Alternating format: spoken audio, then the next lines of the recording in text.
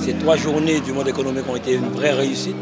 4 ateliers pendant 3 jours remplis, des questions posées, nos jeunes start-up, nos jeunes qui innovent, nos jeunes créateurs d'entreprises, les anciens chefs d'entreprise présents.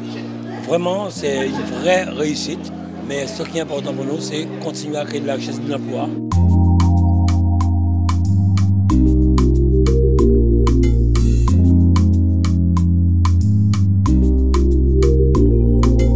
De la souveraineté alimentaire, mettre en place des dispositifs pour accompagner les producteurs à créer de la semence, des vitroplans adaptés à notre territoire. S'agissant de la vie chère et l'octroi de mer, là aussi nous allons partir sur le territoire de Guadeloupe pour expliquer aux uns et aux autres, à la population, à nos concitoyens, c'est quoi l'octroi de mer, et puis les entreprises, les différents secteurs économiques, le tourisme, travailler sur le transport aérien, le financement des entreprises, mieux les cibler, mieux les adapter.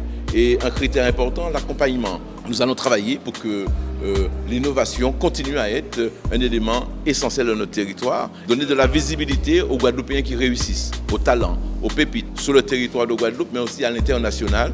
C'est l'activité économique qui crée l'emploi et c'est la mission de la collectivité régionale. En bilan de ces 3 jours, ce qui est ressorti, c'est une meilleure consultation, notamment dans nos secteurs, nous, de l'économie bleue.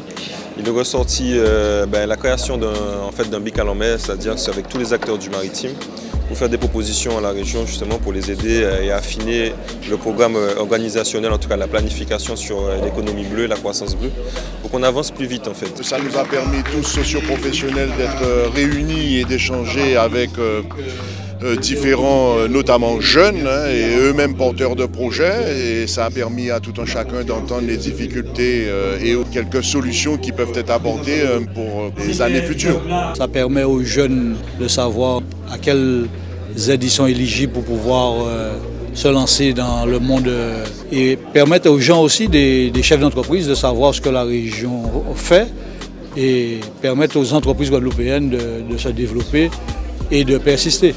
On a eu des ateliers extrêmement intéressants. Bon, moi, je regrette d'avoir pas pu faire tous les ateliers, mais il y en avait beaucoup en même temps, donc c'était mission impossible.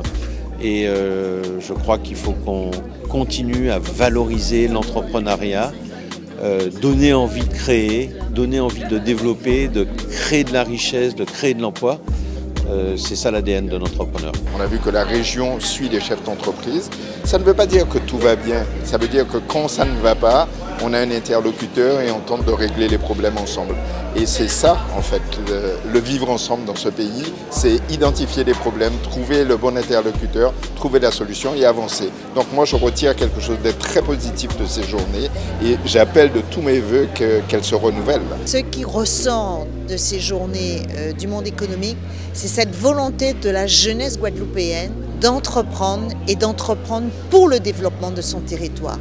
Et pour nous, en responsabilité, pour les missions qui sont les nôtres, ça nous donne encore beaucoup plus d'énergie pour adapter les politiques publiques qui sont les nôtres, pour être au rendez-vous des grands enjeux, notamment pour prendre en compte cette dimension environnementale, pour prendre en compte le fonctionnement de nos sociétés.